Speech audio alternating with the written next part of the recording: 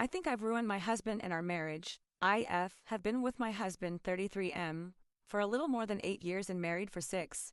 We have 2 daughters. My husband and I went to a bar last weekend with some of my friends. We bumped into his ex, who used to be a friend of a friend. For background, they dated at a time when he was insanely busy, full-time corporate job, school part-time, and competitively training for a sport all at once. His ex left him after she gave him an ultimatum to spend more time with her or to break up, and he chose to break up. She later tried apologizing and asking for them to get back together, but he refused. I met my husband at a party 2 months later, and things between us started there. His ex hates me and believes they are still meant to be together.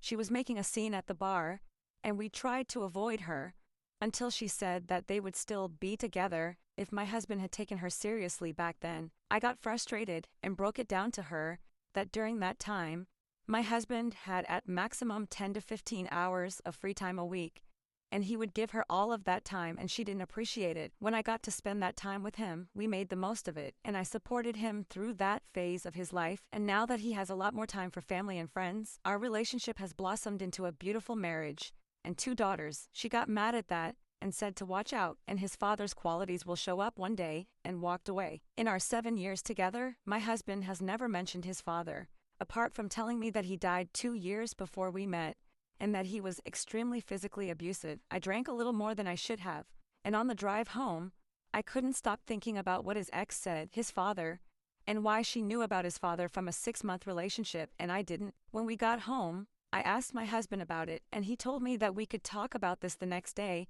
when the alcohol wore off. I woke up the next day, still wondering about everything, and when he went to the gym, I took his journal and read part of it, and it was way worse than I could have ever thought. That evening, when we eventually had a conversation about what his ex said, I admitted that I looked in his diary for answers and read almost everything that he had written about his father.